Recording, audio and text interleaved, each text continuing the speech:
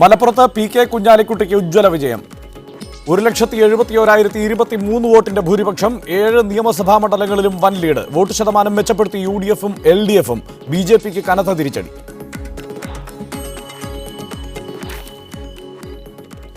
മലപ്പുറം ഉപതെരഞ്ഞെടുപ്പിൽ UDF സ്ഥാനാർത്ഥി P K. Kunhalikutty വൻ ഭൂരിപക്ഷത്തോടെ വിജയിച്ചു. 1,71,023 വോട്ടുകളുടെ ഭൂരിപക്ഷത്തിനാണ് കുഞ്ഞാലിക്കുട്ടി വിജയിച്ചത്. LDF സ്ഥാനാർത്ഥി MB ഫൈസലിനെ പരാജയപ്പെടുത്തിയത് 2014 E. അഹമ്മദ് നേടിയ 1,90,000 വോട്ടിന്റെ ഭൂരിപക്ഷം മറികടക്കാൻ കഴിഞ്ഞില്ലെങ്കിലും നിയമസഭാ തെരഞ്ഞെടുപ്പിൽ ലീഗ് നേടിയ വോട്ടുകളേക്കാൾ 1,00,000 വോട്ടുകൾക്ക് മുന്നിലെത്തി. 7 നിയമസഭാ മണ്ഡലങ്ങളിലും വൻ ലീഡ് നേടിയ കുഞ്ഞാലിക്കുട്ടി മലപ്പുറം നിയമസഭാ മണ്ഡലത്തിൽ ഒഴികെ എല്ലായിടത്തും നില മെച്ചപ്പെടുത്തി. 5,15,325 വോട്ടാണ് കുഞ്ഞാലിക്കുട്ടി നേടിയത്. ഇടതു സ്ഥാനാർത്ഥി MB ഫൈസലിന് ലഭിച്ചത് 3,44,287 വോട്ടാണ്. 2014 P.K. സൈനബ നേടിയതിനേക്കാൾ വോട്ട് ശതമാനം വർദ്ധിപ്പിക്കാൻ MB ഫൈസലിന് കഴിഞ്ഞു. കനത്ത തിരിച്ചടി നേരിട്ടത് BJPക്കാണ്. 2014 തെരഞ്ഞെടുപ്പിൽ 64,705 വോട്ട് നേടിയ BJPക്ക് ഇത്തവണ 65,662 വോട്ട് മാത്രമേ നേടാനായുള്ളൂ. വോട്ട് ശതമാനത്തിൽ പിന്നോട്ട് പോവുകയും ചെയ്തു. ശതമാന കണക്കുകൾ ഒന്ന് വളരെ പെട്ടെന്ന് പരിശോധിക്കാം. വോട്ട് ശതമാന കണക്കുകളിലേക്ക് പോയതിനു ശേഷം നമുക്ക് ഇത് സംബന്ധിച്ച ചർച്ചകളിലേക്ക് പോകാം. അതിനു മുൻപ് ശ്രീ പി.കെ. കുഞ്ഞാലിക്കുട്ടി തന്നെ നമ്മോടൊപ്പം ചേരുന്നുമുണ്ട്. അദ്ദേഹത്തിൻ്റെ പ്രതികരണങ്ങളിലേക്ക് കൂടി നമുക്ക് പോകാം. ശതമാന കണക്കുകളിലേക്ക് പോകും മുമ്പ് പി.കെ. കുഞ്ഞാലിക്കുട്ടിയിലേക്ക്. ശ്രീ പി.കെ. കുഞ്ഞാലിക്കുട്ടി, അഭിനന്ദനങ്ങൾ. ഒരു രാഷ്ട്രീയ പോരാട്ടം എന്ന നിലയ്ക്ക് എന്തെല്ലാം നിലപാടുകളുടെ വിജയമാണിത്? അല്ല, നമ്മൾ ഒരു വ്യക്തമായ നിലപാട് എടുത്തിരുന്നു.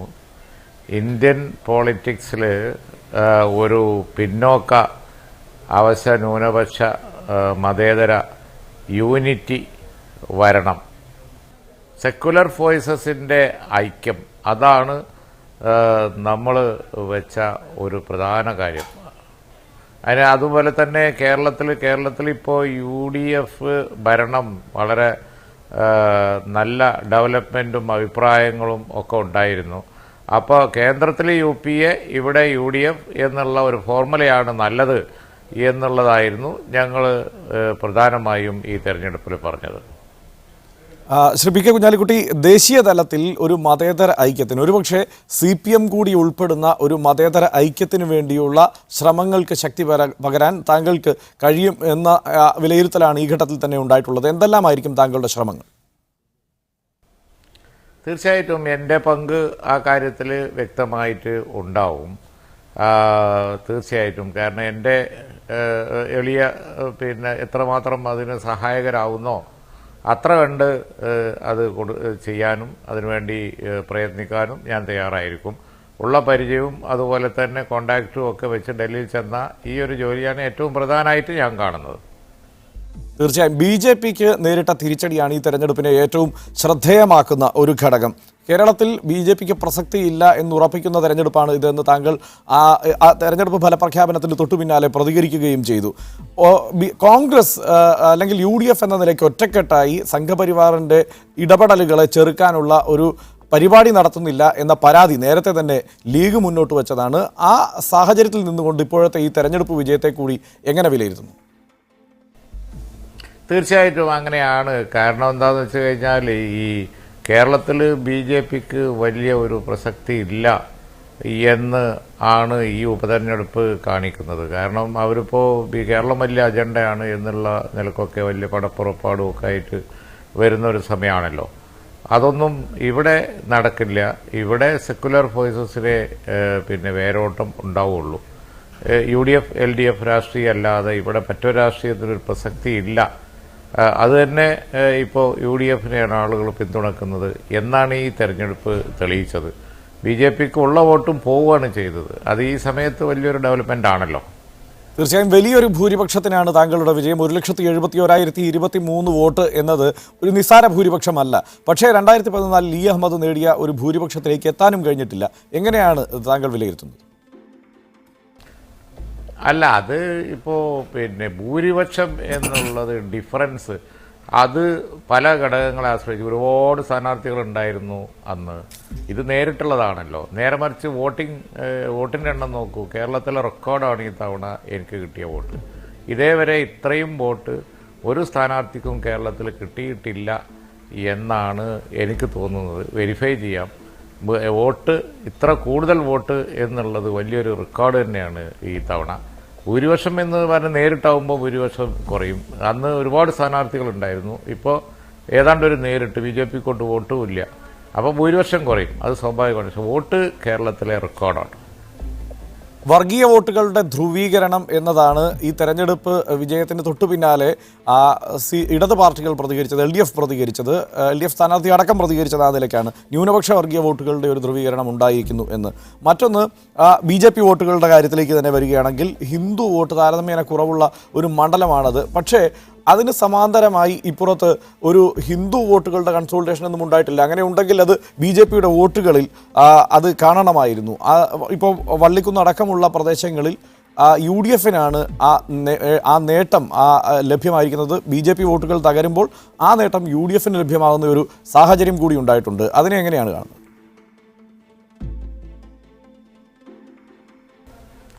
അല്ല, ഇവിടെ പിന്നെ BJPക്ക് അനുകൂലമായ കൺസോൾട്ടേഷൻ വോട്ട് വർധനവില്ലാത്തത് മറിച്ചും, അതായത് ഒരു കമ്മ്യൂണൽ പോളറൈസേഷൻ എന്നൊരു പ്രതിഭാസം തന്നെ ഇവിടെ ഇല്ല എന്നാണ് കാണിക്കുന്നത്.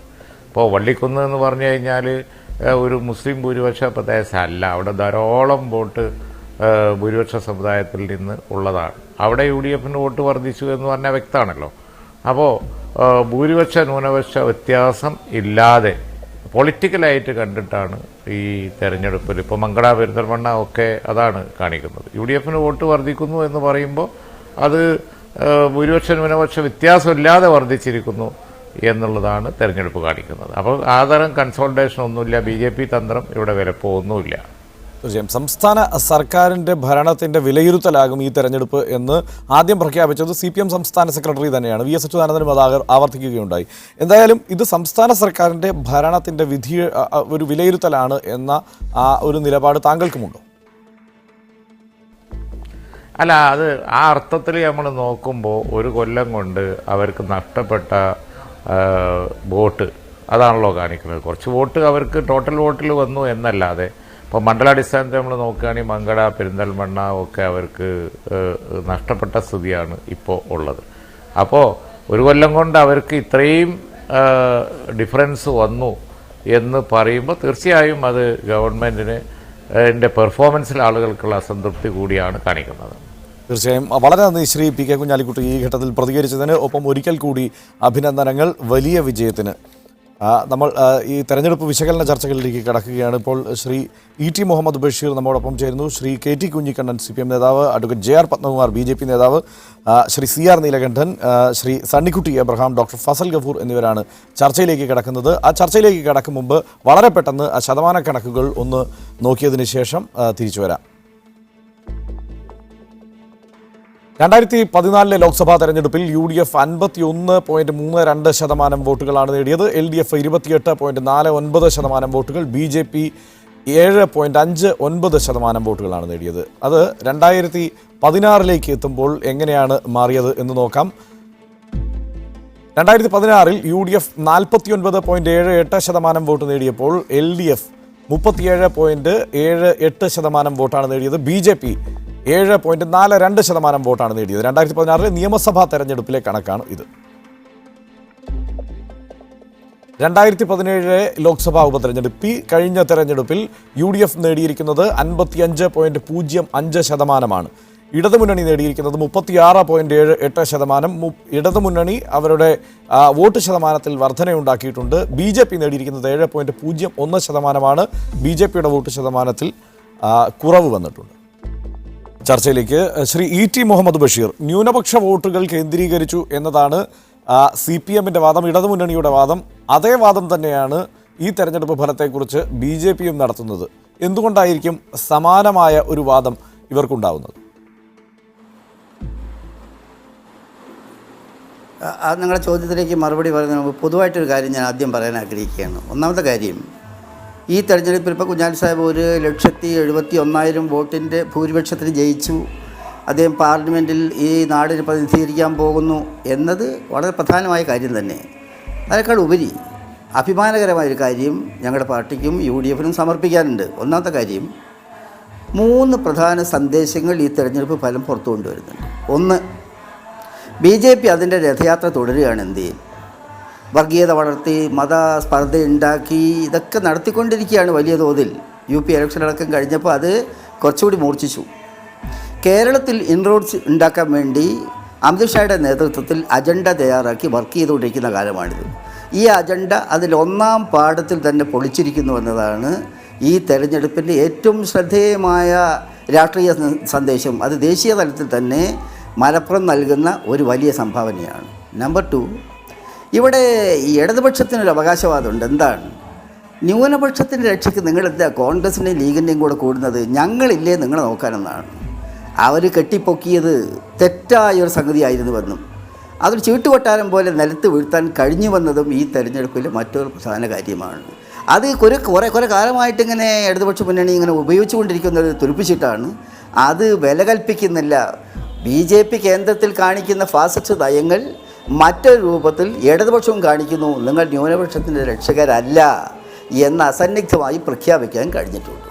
3-ാമത്തേത്, UDF എന്ന് പറയുന്ന പ്രസ്ഥാനം കോൺഗ്രസും ലീഗും ഒരുമിച്ച് നിന്ന് ശക്തിയായിട്ട് ആത്മാർത്ഥമായിട്ട് പരിശ്രമിച്ചാൽ കേരളം UDFൻ്റെ കയ്യിൽ തന്നെയാണ് എന്ന ഒരു പാഠവും ഈ തെരഞ്ഞെടുപ്പ് നൽകുന്നുണ്ട്.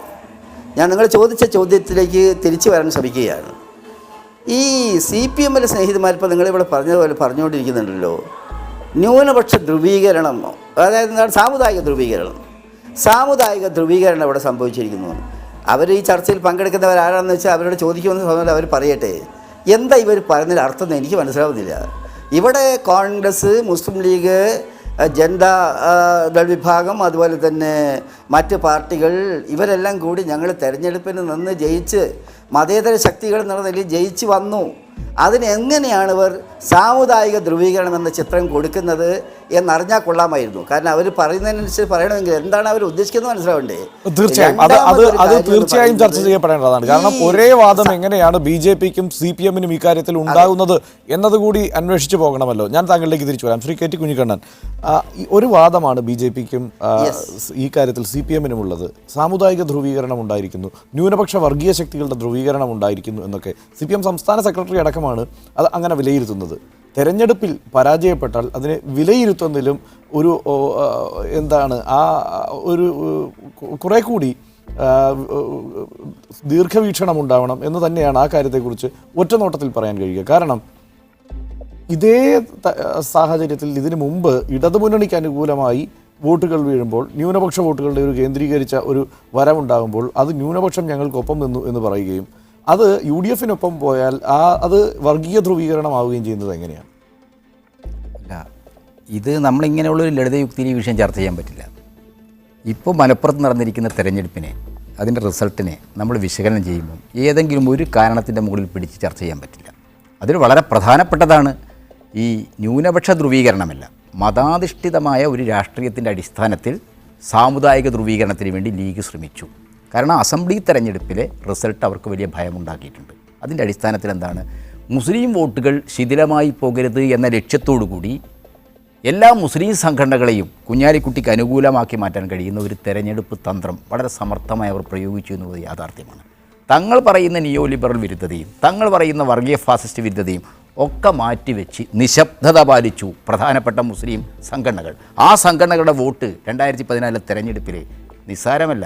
47,000-ൽ പരം വോട്ട് SDPIക്കുണ്ട്, 30,000-ഓളം വോട്ട് വെൽഫെയർ പാർട്ടിക്കുണ്ട്. എന്തുകൊണ്ട് ഈ രണ്ട് സംഘടനകളും അവരുടെ രാഷ്ട്രീയ നിലപാടുകളോട് നമുക്ക് പല വിയോജിപ്പുണ്ട്. രാഷ്ട്രീയ നിലപാടുകൾ വിയോജിപ്പുള്ള ആളുകളും തെരഞ്ഞെടുപ്പിൽ വരുമ്പോൾ ജനങ്ങൾ അവർക്ക് കൊടുക്കുന്ന വോട്ടിന്റെ ഒറ്റയടിക്ക് SDPIയുടെ വോട്ടുകളും വെൽഫെയർ പാർട്ടിയുടെ വോട്ടുകളും പൂർണ്ണമായി UDFന്റെ ക്യാമ്പിൽ ജില്ലയുടെ ഈ മണ്ഡലത്തിന്റെ തന്നെ ഒരു പൊതു സാഹചര്യം പരിശോധിച്ചാൽ വെൽഫെയർ പാർട്ടിയുമായി ചേർന്ന് തദ്ദേശ ഭരണ സ്ഥാപനങ്ങളിൽ ഭരിക്കുന്നുണ്ട് CPM. അത് വേറെ വിഷയമാണ്. ഞാനൊന്ന് പറഞ്ഞു വെച്ചിട്ടെ, മതപരമായ സാമുദായികമായ ഒരു ധ്രുവീകരണം ഉണ്ടാക്കാനുള്ള വളരെ സമർത്ഥമായ ശ്രമം നടത്തി. അതിലേറ്റവും പ്രധാനം ന്യൂനപക്ഷങ്ങൾ ഇടതുപക്ഷത്തേക്ക് ആകർഷിക്കുന്നത് സംഘപരിവാറിനെ ഇന്ന് ദേശീയ തലത്തിലും കേരളത്തിലും മുന്നിൽ നിന്ന് പ്രതിരോധിക്കുന്ന ഇടതുപക്ഷമാണ്. ആ കാര്യത്തിലൊന്നും ആർക്കും സംശയമില്ല. അങ്ങനെ ആശയക്കുഴപ്പമുണ്ടാക്കാൻ ശ്രമിച്ചാലും കേരളത്തിലെ ജനങ്ങളുടെ മനസ്സിൽ ഇടതുപക്ഷ പ്രസ്ഥാനം അതിൻ്റെ കഴിവ് ഉപയോഗിച്ച് സംഘപരിമാറിനെ എല്ലാ തലങ്ങളിലും പ്രതിരോധിക്കുന്നുണ്ട്. അതുകൊണ്ട് തന്നെ മൈനോറിറ്റി വിഭാഗങ്ങളുടെ വലിയ ആഭിമുഖ്യം ഇടതുപക്ഷത്തോടുണ്ട്. അത് തടയാൻ കഴിയുന്ന രീതിയിൽ ഒരു പ്രചാരണ അജണ്ടയും തീരുമാനിക്കപ്പെട്ടു. ആ പ്രചാരണ അജണ്ടയിൽ നിരവധി വിഷയങ്ങളെ സംബന്ധിച്ച്, അതിലെ വസ്തുതകളെ സംബന്ധിച്ച് അജ്ഞത സൃഷ്ടിച്ചുകൊണ്ട് BJPയെ പോലെ തന്നെ ഇടതുപക്ഷവും ന്യൂനപക്ഷ വിരുദ്ധമാണെന്ന് പ്രചരിപ്പിച്ചു. ET മുഹമ്മദ് ബഷീറിനെ പോലെ പരിണതപ്രജ്ഞനായ ഒരു രാഷ്ട്രീയ നേതാവ് പറയട്ടെ, ഇടതുപക്ഷവും BJPയും ഒരുപോലെയാണ്. അതിന് ആഴത്തിലുള്ള ഒരു വിലയിരുത്തലിലേക്കല്ല താങ്കൾ ആദ്യം ആ ഒരു വിലയിരുത്തൽ എന്ന് സൂചിപ്പിക്കുന്നുണ്ടെങ്കിലും താങ്കൾ പോകുന്നത് എന്നെനിക്ക് പറയേണ്ടി വരുന്നു. കാരണം ഇപ്പോൾ ഈ വള്ളികുന്ന് തന്നെ എടുത്താൽ, ക്ഷമിക്കണം, ചെറുവള്ളി എടുത്താൽ, അവിടെ വോട്ട് ശതമാനം മാത്രം നമ്മൾ പരിശോധിച്ചാൽ മതി. അവിടെ സാധാരണ BJPക്ക് അധികം വോട്ട് ലഭിക്കുന്ന ഒരു മണ്ഡലമാണ്. ആ സാഹചര്യത്തിലാണ് അത് ഇത്തവണ UDFന് അനുകൂലമായ ഒരു സ്ഥിതിവിശേഷം അവിടെ ഉണ്ടാകുന്നത്. ഈ UDFന് അനുകൂലമായി പോയ വോട്ട് അപ്പൊ ആഴത്തിലുള്ള ഒരു പരിശോധനയെക്കാളേറെ തെരഞ്ഞെടുപ്പിൽ ഒരു മാനേജ്മെന്റ് രീതിയുണ്ട്. ഒരു മാനേജ്മെന്റ് വിദഗ്ധൻ ഈ തെരഞ്ഞെടുപ്പിനെ നേരിട്ടപ്പോൾ അദ്ദേഹം പല മാനേജ്മെന്റ് തന്ത്രവും, കാരണം BJPയുടെയും ഈ ലീഗിന്റെയും ഒക്കെ മുഖ്യ ശത്രു ആരാണ്? ഇടതുപക്ഷമാണ്, CPM ആണ്. CPMനെതിരായിട്ട് എല്ലാ വോട്ടുകളും ഏകീകരിക്കാം. ഒരു ഭാഗത്ത് വലിയ വർഗീയ ഫാസിസവും ഭീഷണിയൊക്കെ പറയുമ്പോൾ തന്നെ എന്താണ് അണിയറയിൽ നടന്നിട്ടുള്ളത്, ഗ്രീൻ റൂമിൽ നടന്നിട്ടുള്ളത് എന്ന കാര്യവും കൂടി ഇനി നമ്മൾ ചർച്ച ചെയ്യേണ്ടതുണ്ട്. അങ്ങനെ വരുമ്പോഴാണ് ഒരു പ്രശ്നത്തെ അതിൻ്റെ എല്ലാ തലങ്ങളിലും നമുക്ക് സമീപിക്കാൻ കഴിയുക. ഏകപക്ഷീയമായിട്ട് CPM ഇങ്ങനെ മതദുർവികരണം, അങ്ങനെ BJP വോട്ടുകൾ ഓപ്പറേറ്റ് ചെയ്തിട്ടുണ്ട് എന്നാണ് ഓപ്പറേറ്റ് ചെയ്തിട്ടുണ്ട്. ഞാൻ ഈ വാടിയൂർ പ്രദേശത്തൊക്കെ പോയിട്ടുള്ള ആളാണ്. ലളിതമായി പറയുന്നത്. മറ്റൊന്ന്, അത് ലളിതമല്ല, കേരള രാഷ്ട്രീയത്തിന്റെ ഒരു ചരിത്രപരമായ പ്രശ്നമാണത്. കേരള പൊളിറ്റിക്സിൽ CPMനെ മുഖ്യ ശത്രുവാക്കുന്ന ഒരു അജണ്ട 1970 പതിവ് ആരോപണത്തിലേക്ക് തന്നെയാണ് CPM എത്തി നിൽക്കുന്നത്. ശ്രീ JR പത്മകുമാറിലേക്ക്, അഡ്വക്കേറ്റ് JR പത്മകുമാർ, നിങ്ങൾക്ക് CPMനും BJPക്കും ഒരേ വാദമുണ്ട്. ന്യൂനപക്ഷ വോട്ടുകളുടെ കേന്ദ്രീകരണം ഉണ്ടായി എന്നത് ഒരേ വാദമാണ്. എന്തായാലും ഒരേ ഭാഷയാണ് അതിന്. അതിനെ വ്യാഖ്യാനിക്കുമ്പോഴും വിശദീകരിക്കുമ്പോഴും വിശദീകരിക്കുമ്പോഴും മാത്രമേ ഇത്തരം പല തലങ്ങൾ ഉണ്ടാകുന്നുള്ളൂ. പറയുന്ന വാക്കൊന്നും തന്നെയാണ്. തീർച്ചയായും ഞാൻ തിരിച്ചു വരാം.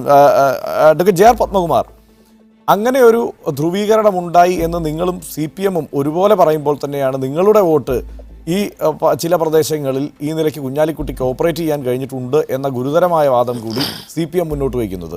എങ്ങനെയാണ് പ്രതികരിക്കുന്നത്? അല്ല, മുസ്ലിം ലീഗിന് ഇത്രയും ഒരു വലിയ വിജയം ഉണ്ടാക്കി കൊടുത്തതിൽ CPMന്റെ പങ്ക് നിർണായകമാണ്. കാരണം മലപ്പുറത്ത് അവർ CPM നടത്തിയ BJPക്കെതിരായി നടത്തിയിട്ടുള്ള വർഗീയ പ്രചരണങ്ങൾ, ആ വർഗീയ പ്രചരണങ്ങൾ മതമൗലികവാദ ശക്തികളെ ഏകീകരിക്കുന്നതിനും ധ്രുവീകരിക്കുന്നതിനും ലീഗിനെ അത് വലിയ രീതിയിലുള്ള വിജയത്തിലേക്ക് എത്തിക്കുന്നതിനും ഇട നൽകി എന്നുള്ളതാണ് അവിടുത്തെ ഈ തെരഞ്ഞെടുപ്പ് വിധി പരിശോധിച്ചാൽ മനസ്സിലാക്കാൻ കഴിയുന്നത്. പിന്നെ ഒരു കാര്യം, നമ്മൾ ഈ വോട്ടിംഗ് പെർസെൻറ്റേജിൻ്റെ കാര്യം ഇപ്പോൾ പറഞ്ഞല്ലോ, ഞങ്ങളൊക്കെ തകർന്നു പോയി. ഇത് ഇപ്പോൾ UPയിൽ ഭാരതീയ ജനതാ പാർട്ടി വിജയം നേടിയ സമയത്ത് എല്ലാവരും പറഞ്ഞു വർഗീയ ധ്രുവീകരണം. അതേസമയം ഇവിടെ കുഞ്ഞാലിക്കുട്ടി വോട്ട് കൂടുതൽ വെക്കുമ്പോൾ അത് മതേതരത്വത്തിൻ്റെ ഒരു വലിയ വിജയമായിട്ട് കാണും. ഇതേപോലെ ഒരു ഇരട്ടത്താപ്പാണ് ഗോവയിലെ പെർസെൻറ്റേജ് ഓഫ് വോട്ടിൽ ഞങ്ങളാണ് ഒന്നാമത്തെ കക്ഷി. ഏറ്റവും കൂടുതൽ പെർസെൻറ്റേജ് വോട്ട് കിട്ടിയിട്ടുള്ളത് ഞങ്ങളാണ്. അപ്പോൾ അത് അംഗീകരിക്കാൻ തയ്യാറല്ല. അപ്പോൾ ഒന്നാമത്തെ പാർട്ടി ഈ ഗോവയിൽ ഞങ്ങളാണെന്നുള്ള അംഗീകരിക്കാൻ ആരും തയ്യാറല്ല. മണിപ്പൂരിൽ പെർസെൻറ്റേജ് വോട്ടൊക്കെ നോക്കുമ്പോൾ ഞങ്ങളാണ് ഒന്നാം സ്ഥാനത്ത്, അവിടെ ഞങ്ങളാണ് വലിയ പാർട്ടി എന്നുള്ളതിൽ അംഗീകരിക്കാൻ പറ്റില്ല.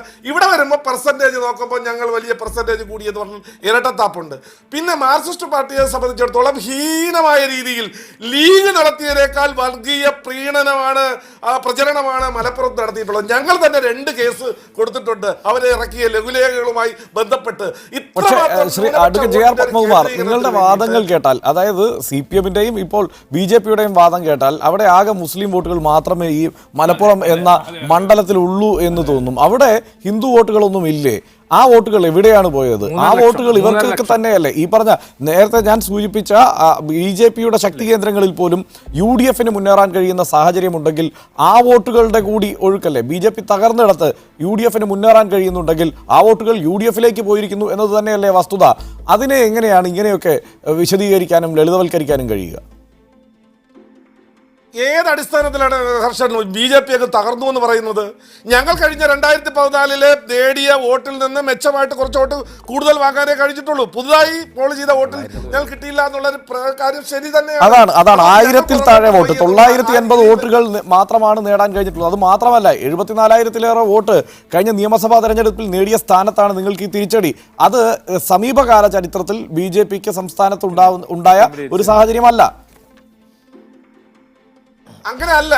അവിടെ നിങ്ങൾ വിലയിരുത്താനുള്ളത് ഒരു മതത്തിന്റെ അടിസ്ഥാനത്തിൽ മാത്രം ഉണ്ടാക്കിയ ഒരു പാർട്ടി 70%-ലേറെ ആ വിഭാഗം മാത്രം താമസിക്കുന്ന അല്ലെങ്കിൽ വോട്ടർമാരുള്ള ഒരു നിയോജക മണ്ഡലത്തില് അവർ ഒരു ഗണ്യമായ ഭൂരിപക്ഷം ഉണ്ടാക്കി നേടിയെടുക്കുമ്പോൾ ഇതെല്ലാം മതേതരത്വത്തിന്റെ വിജയമാണ്. BJP ഇത് തകർന്നു എന്ന് പറഞ്ഞാൽ എന്തർത്ഥത്തിലാണ്?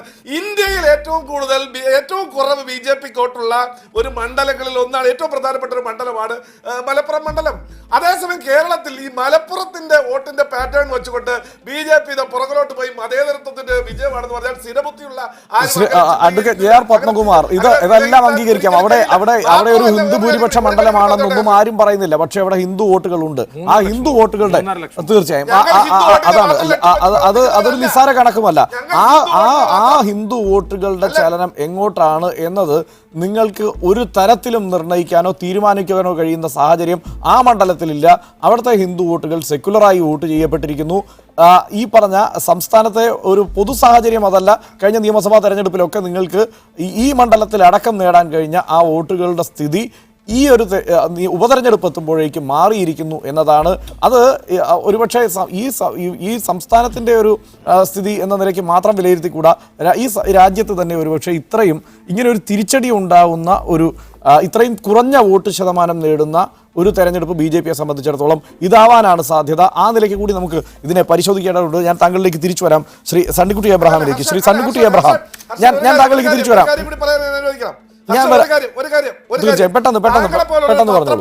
മാധ്യമപ്രവർത്തകൻ ഒരിക്കലും ഈ ലീഗിന് കിട്ടിയ വോട്ടെല്ലാം മതേതരത്വത്തിന്റെ വോട്ടാണെന്നുള്ള രീതിയിൽ വിലയിരുത്തരുത്. അത് മോശമാണ്. ലീഗ് ഒരിക്കലും മതേതരത്വ പാർട്ടിയല്ല.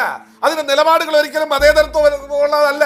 ഫസൽ ഗഫൂർ, പത്മകുമാർ പറയുന്ന ലീഗിനെ പറ്റിയിട്ട് ചില കുഞ്ഞിക്കണ്ണേട്ടൻ എന്നെ എതിർക്കുകയും ചെയ്യും. പക്ഷെ മൂന്നാണ്.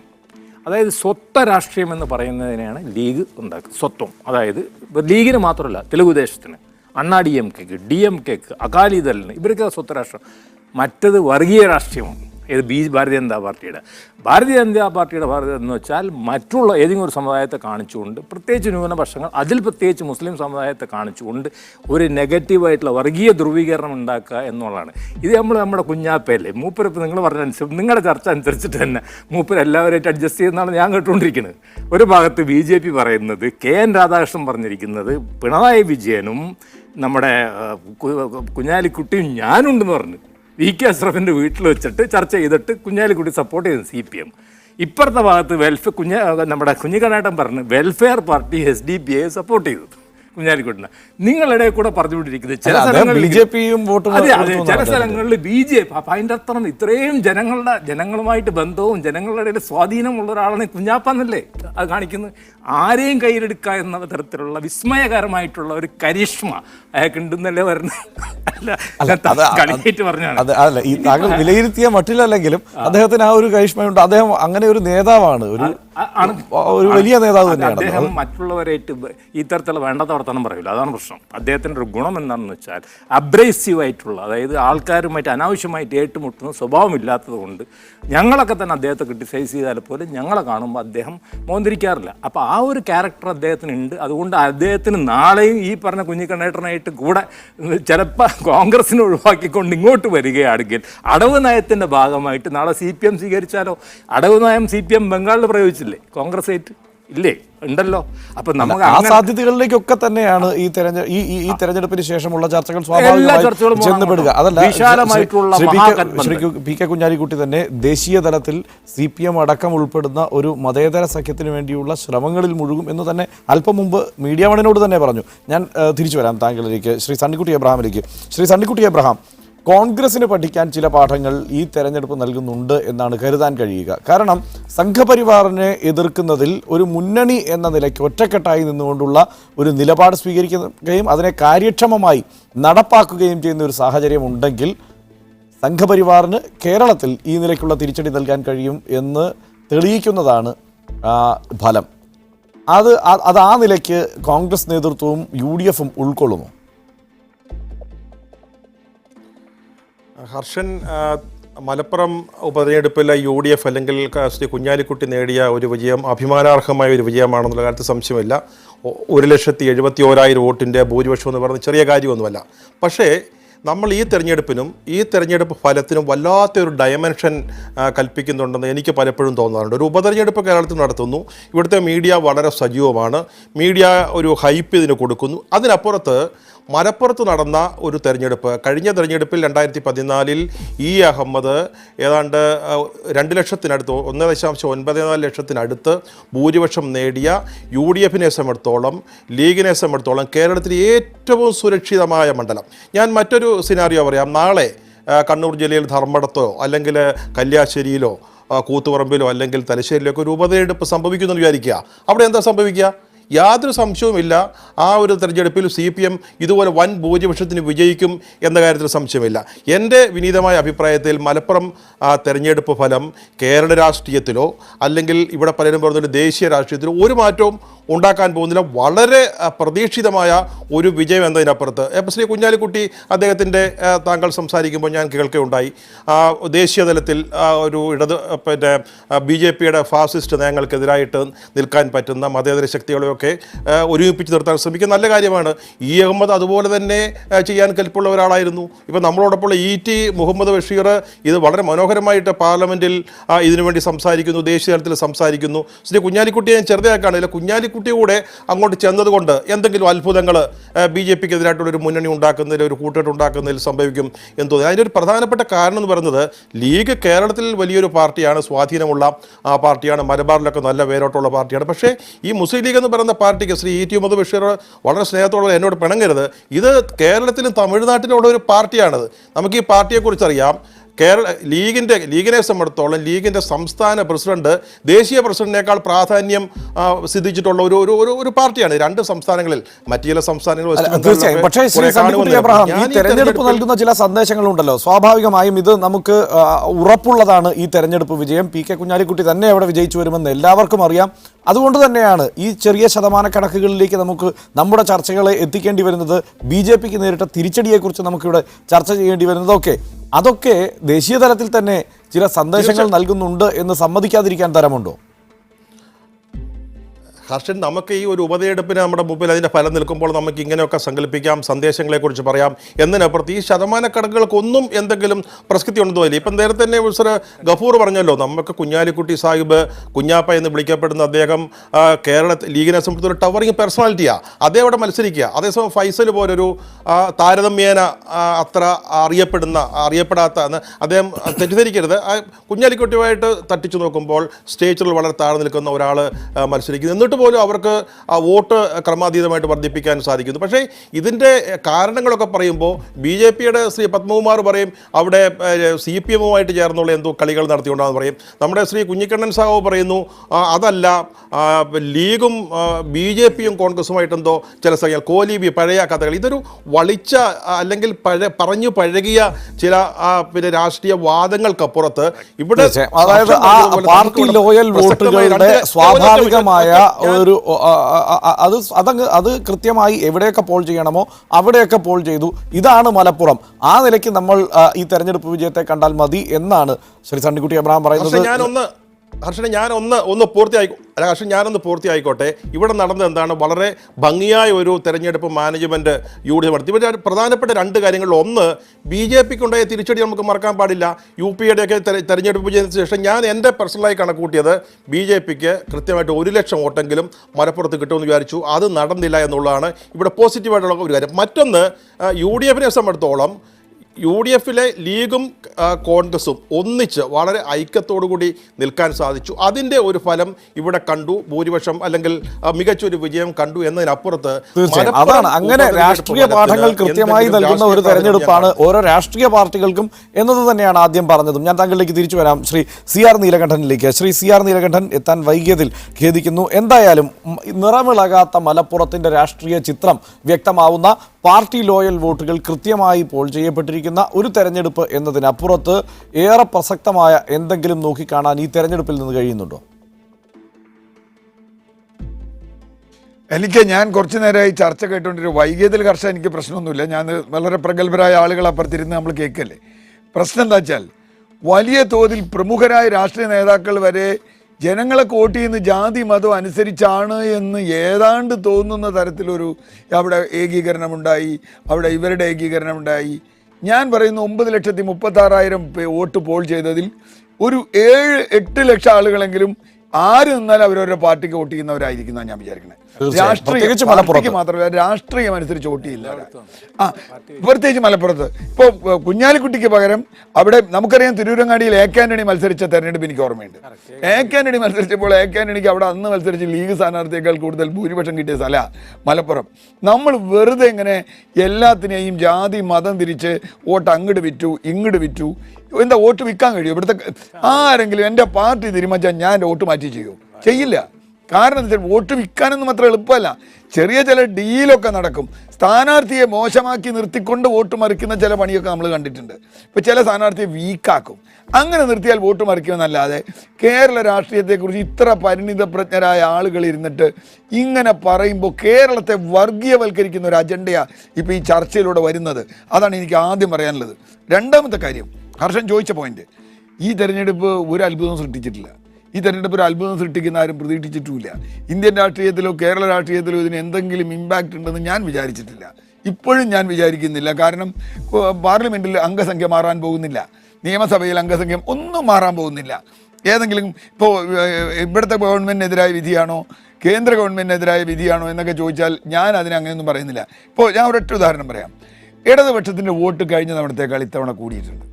ഞാൻ അതിന് കാണുന്ന ഒരു കാരണമുണ്ട്, സ്ഥാനാർത്ഥിയിലെ മാറ്റം തന്നെയാണ്.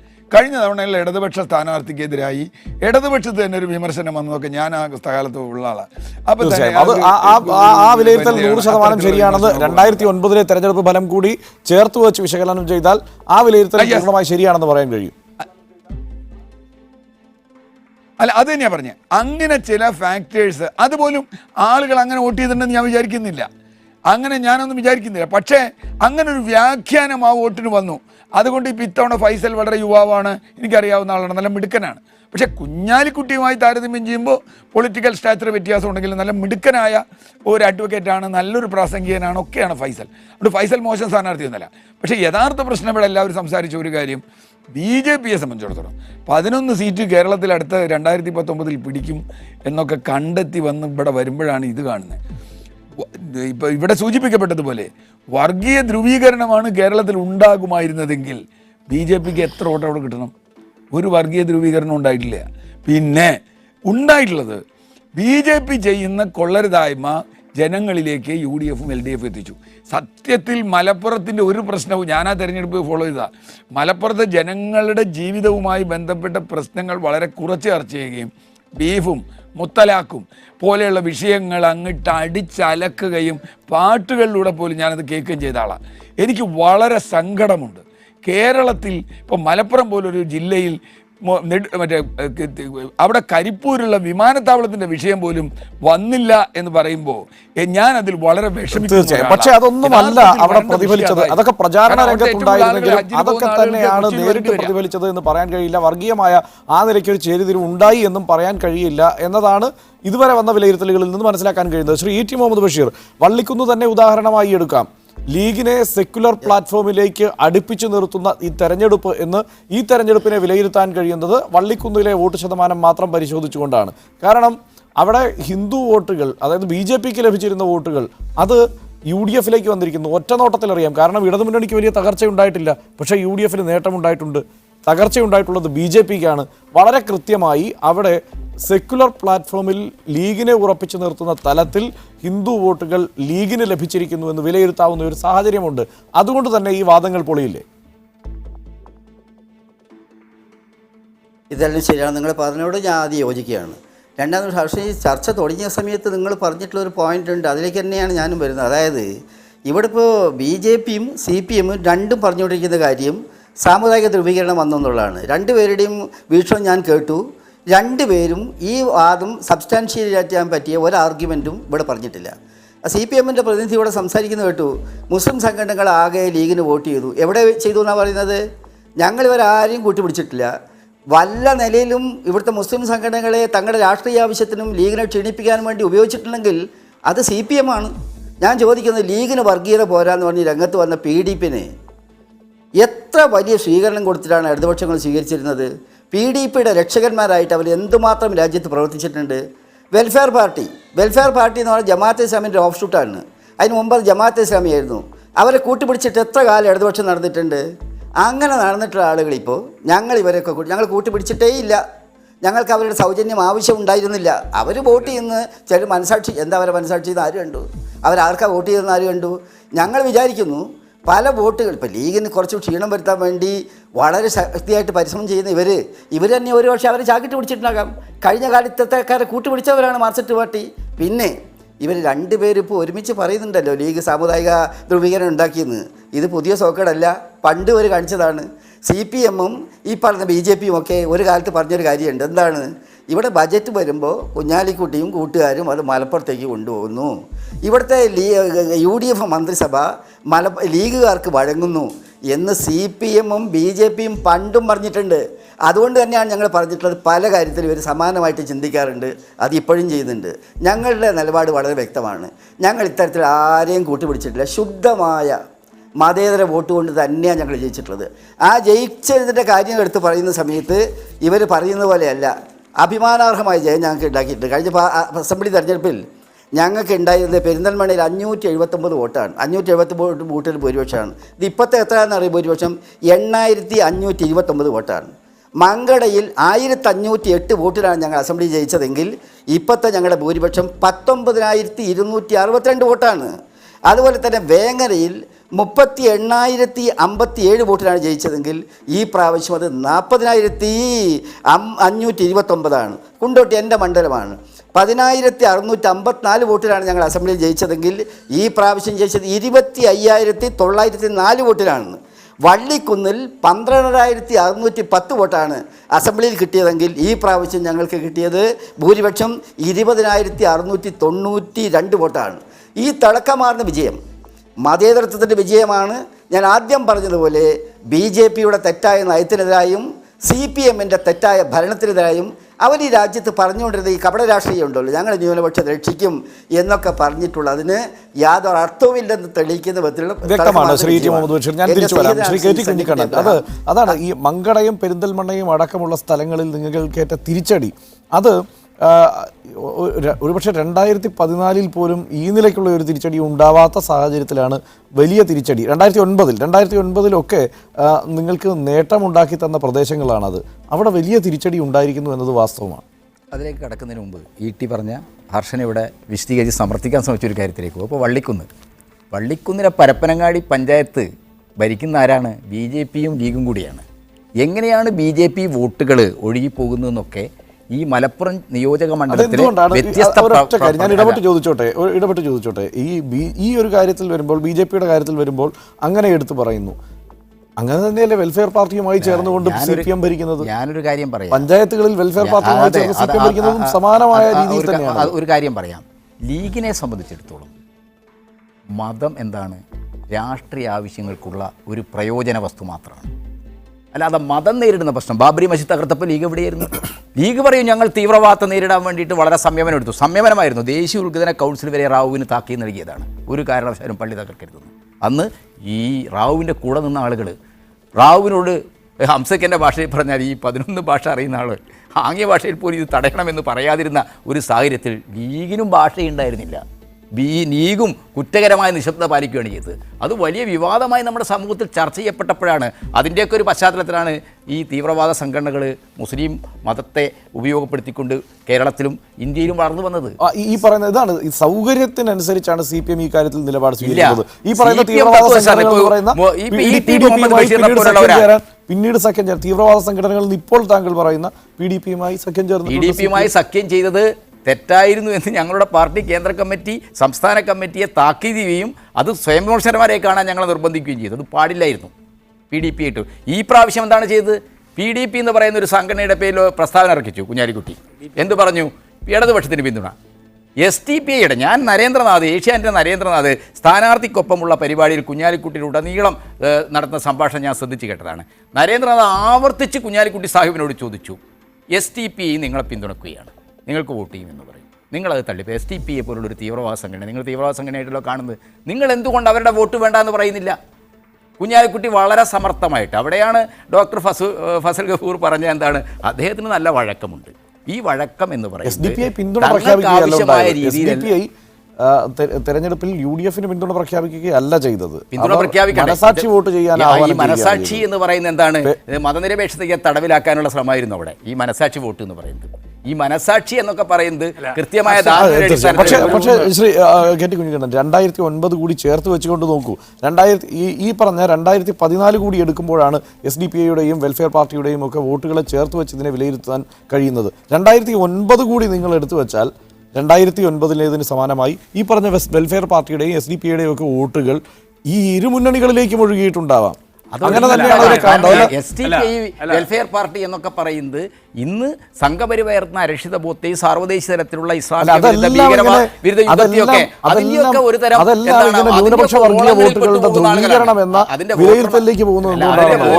ഓളങ്ങളിൽ പെട്ടുപോകുന്നവരാണ്. അവരെന്ത് ചെയ്യാൻ പറ്റും? ഇവിടെ ഇടതുപക്ഷം BJPയെ പോലെ തന്നെ മുസ്ലിം വിരുദ്ധമാണ്, ന്യൂനപക്ഷ വിരുദ്ധമാണ് എന്ന പ്രചരണം ഇപ്പോൾ നമുക്ക് സോഷ്യൽ മീഡിയയിൽ ലീഗിന്റെ ആളുകൾ ഇടപെട്ട അവരുടെ ഫേസ്ബുക്ക് പോസ്റ്റുകളും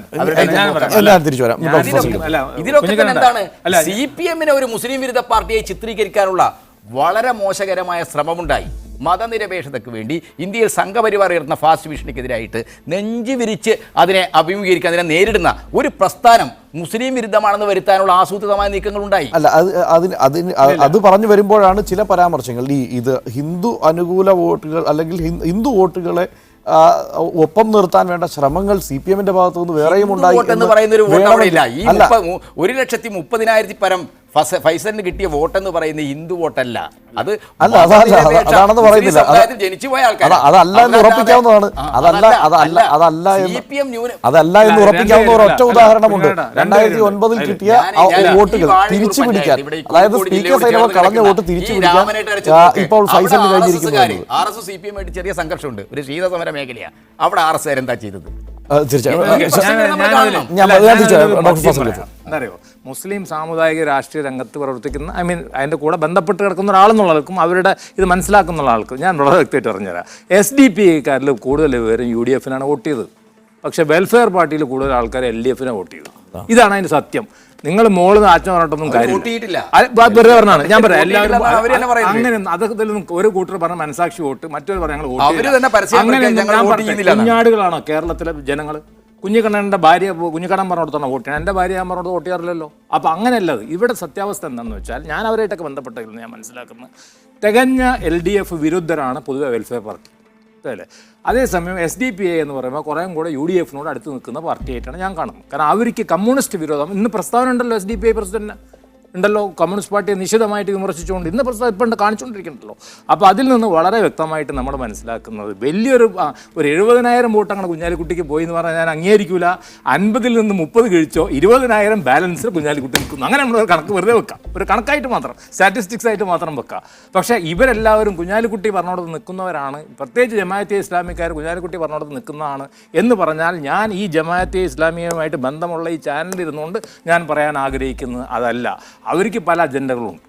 ആ അജണ്ടകൾ മാറിക്കൊണ്ടിരിക്കും. ഇടയ്ക്ക് അവർ ഇടതുപക്ഷത്തിന് വോട്ട് ചെയ്യും, ഇടയ്ക്ക് ഒരു കാലത്ത് അവർ കാൻഡിഡേറ്റുകൾക്ക് വോട്ട് ചെയ്തില്ല. നിങ്ങൾക്ക് ഓർമ്മയില്ലേ?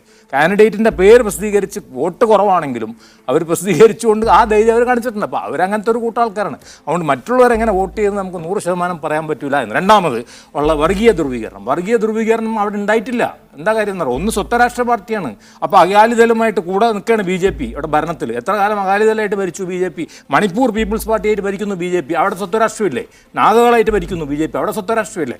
ഇതൊരു മാപ്പിള സ്വത്തരാഷ്ട്രീയം എന്ന് പറഞ്ഞിട്ടുണ്ടെങ്കിൽ മലബാറിൻ്റെ ഉത്ഭവം തൊട്ടിട്ട് ഈ മാപ്പിളമാർ തമിഴ്നാട് ഇങ്ങോട്ട് വന്നവരവർ അവരിത് വന്നതോടുകൂടി അവർ ഈ പാർട്ടിയായിട്ട് അവരോട് വന്നു. അതാണ് ഞാൻ തിരിച്ചു വരാം. JR പത്മകുമാർ, ഈ സെക്യുലർ പ്ലാറ്റ്ഫോമിൽ ലീഗ് വർഗീയ പാർട്ടിയാണെന്ന് നിങ്ങൾ ആവർത്തിച്ച് പറയുമ്പോൾ ലീഗിനെ സെക്യുലർ പ്ലാറ്റ്ഫോമിൽ ജനം ഉറപ്പിച്ചു നിർത്തുകയാണ്. അതിൽ ഹിന്ദുവുണ്ട്, മുസ്ലിമുണ്ട്, ക്രിസ്ത്യാനിയുമുണ്ട്. ഹിന്ദു വോട്ടുകളിൽ, അതായത് നിങ്ങൾക്ക് ലഭിച്ചുകൊണ്ടിരുന്ന വോട്ടുകളുടെ ഒഴുക്കിനെ ഹിന്ദു വോട്ടുകളുടെ മാറ്റം എന്ന് തന്നെ പറയണമല്ലോ, ആ വോട്ടുകളും ലീഗിന് ലഭിക്കുന്നതോടെ സെക്യുലർ പ്ലാറ്റ്ഫോമിൽ തന്നെയാണ് അവർ എന്ന് എന്തായാലും ഭൂരിപക്ഷം ഉറപ്പിക്കുന്ന സാഹചര്യമുണ്ട്. അത് നിങ്ങൾ അംഗീകരിച്ചേ മതിയാവും.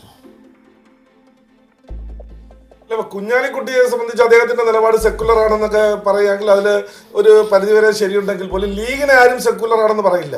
ലീഗിന്റെ നിലപാടുകൾ നിങ്ങൾ പരിശോധിച്ച് നോക്കുക. ഒരിക്കലും സെക്കുലർ ആയൊരു നിലപാട് ലീഗ് എടുത്തിട്ടില്ല. എപ്പോഴും മതവർഗീയതയ്ക്ക് ഊന്നൽ നൽകിക്കൊണ്ടുള്ള പ്രവർത്തനമാണ് ലീഗിന്റെ പ്രവർത്തനങ്ങളിൽ നമുക്ക് കാണാൻ കഴിയും. അതൊരു വിഷയമല്ലാത്തതുകൊണ്ട് ഇവിടെ കൂടുതൽ പറയാൻ ആഗ്രഹിക്കുന്നില്ല. പിന്നെ കുഞ്ഞിക്കണ്ണൻ പറഞ്ഞൊരു കാര്യം നിങ്ങൾ ആലോചിച്ച് നോക്കണം. ഇപ്പൊ ലീഗിനെ കുറിച്ച് പറഞ്ഞപ്പോൾ അദ്ദേഹം വളരെ ആവേശത്തിൽ പറഞ്ഞത് ബാബറി മസ്ജിദ് എന്ന തർക്കബന്ധനത്തിന്റെ തകർച്ചയ്ക്ക് ലീഗിന്റെ നിലപാട് എന്തായിരുന്നു എന്നാണ്. ഞാനത് ചോദിക്കട്ടെ, ഈ നെഹ്റുവിന്റെ കുടുംബക്കാർ കാശ്മീരിൽ നിന്ന് ഒരാളിന്നും അവിടെ ജീവിച്ചിരിപ്പില്ല. പ്രസവം നിന്ന് പോയതല്ല, എല്ലാവരെയും ഓട്ടിച്ചതാണ്. ആ സമയത്ത് CPM നിലപാട്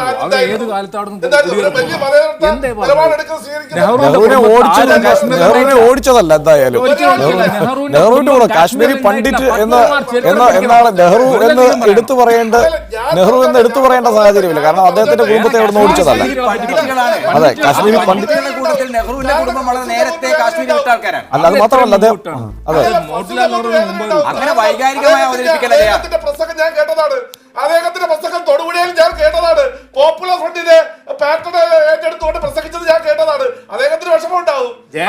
പത്മകുമാർ, ഈ തരത്തിലുള്ള കള്ളത്തരങ്ങൾ പറയാനായിട്ടുള്ള വേദിയായിട്ട് മാറ്റില്ലേ? ഏതെങ്കിലും സ്ഥലത്ത് എവിടെ എന്തെങ്കിലും ശ്രീ ജെ ആർ പത്മകുമാർ, നമുക്ക് തീർച്ചയായും ഈ തെരഞ്ഞെടുപ്പ് വിശകലനത്തിലേക്ക് തന്നെ വരാം. നിങ്ങൾ നെഹ്റുവിന്റെ കുടുംബത്തെ പറ്റി പറഞ്ഞു, ചരിത്രപരമായിട്ടുള്ള കാര്യം നിങ്ങൾ തെളിയിക്കൂ.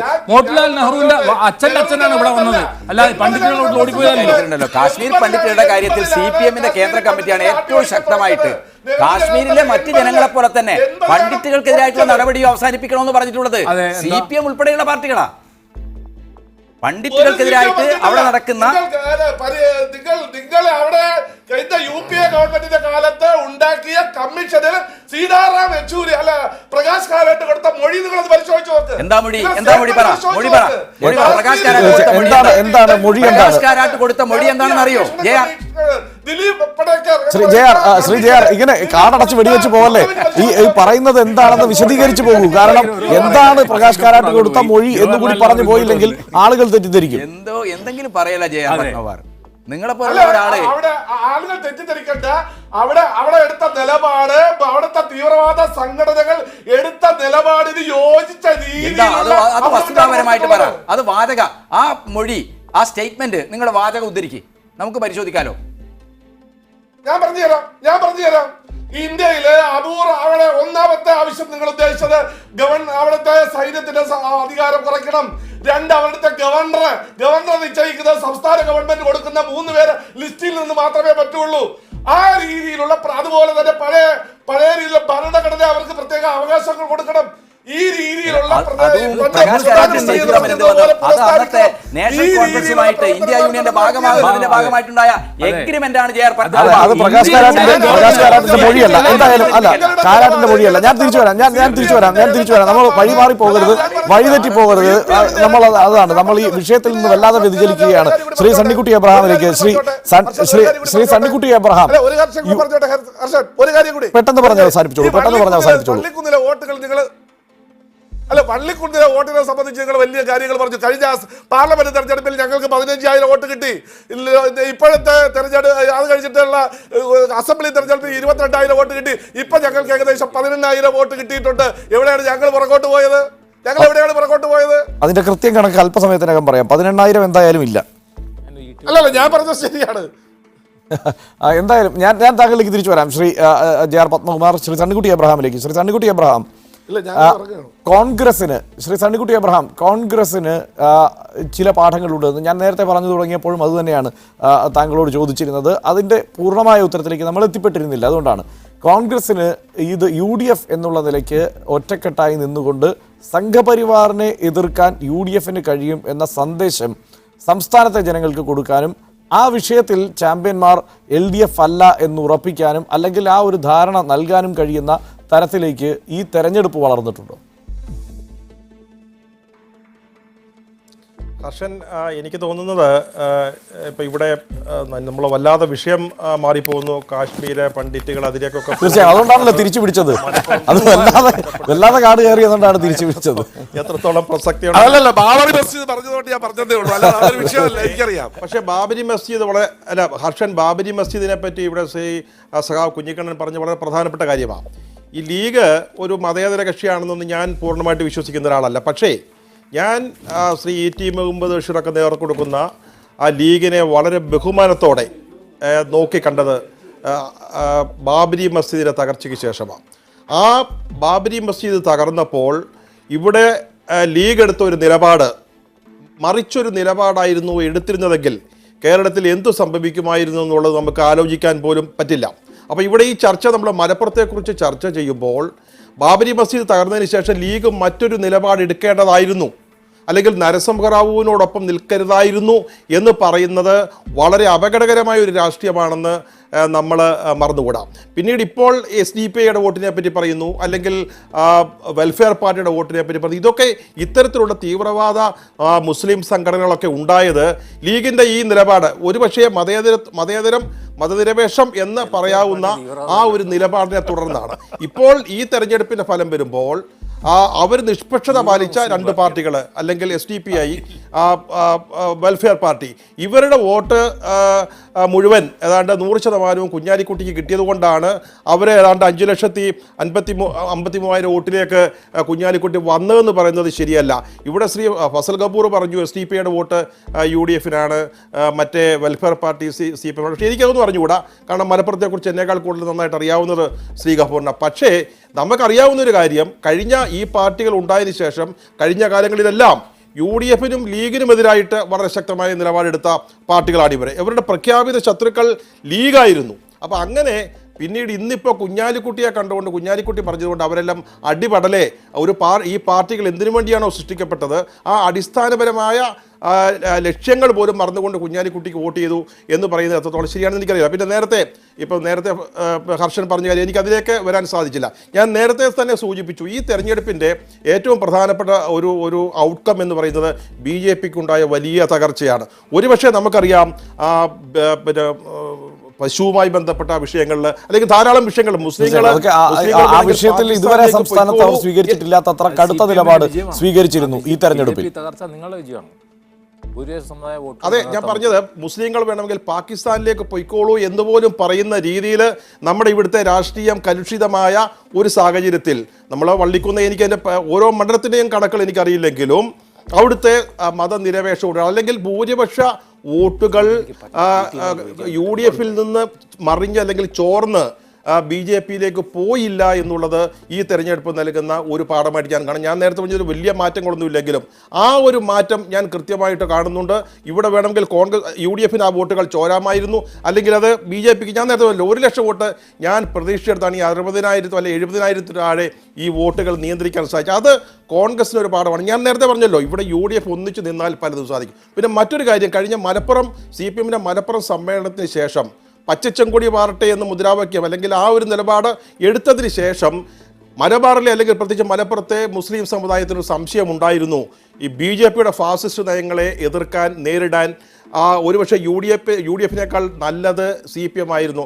കഴിഞ്ഞ അസംബ്ലി തെരഞ്ഞെടുപ്പിൽ പോലും ആ ഒരു ചിന്തയുണ്ടായിരുന്നു. പക്ഷേ അത് തിരിച്ച് റിവേഴ്സ് ചെയ്യാനായിട്ട് ഈ തെരഞ്ഞെടുപ്പ് UDF-ന് അല്ലെങ്കിൽ ലീഗും പക്ഷേ അതങ്ങനെ പൂർണ്ണമായി പോയിട്ടുണ്ട് എന്ന് കരുതാമോ ഡോക്ടർ ഫസൽ ഗഫൂർ? പൂർണ്ണമായി അത് പോയിട്ടുണ്ട്. കാരണം എന്താണെന്ന് വെച്ച് കഴിഞ്ഞാൽ ഈ 2009-ൽ നഷ്ടപ്പെട്ട, അല്ലെങ്കിൽ 2014-ൽ നഷ്ടപ്പെട്ട വോട്ടുകൾ തിരിച്ചു പിടിക്കാൻ ഇവിടെ CPM-ന് കഴിഞ്ഞിട്ടുണ്ട് എന്ന വസ്തുത കൂടിയുണ്ട്.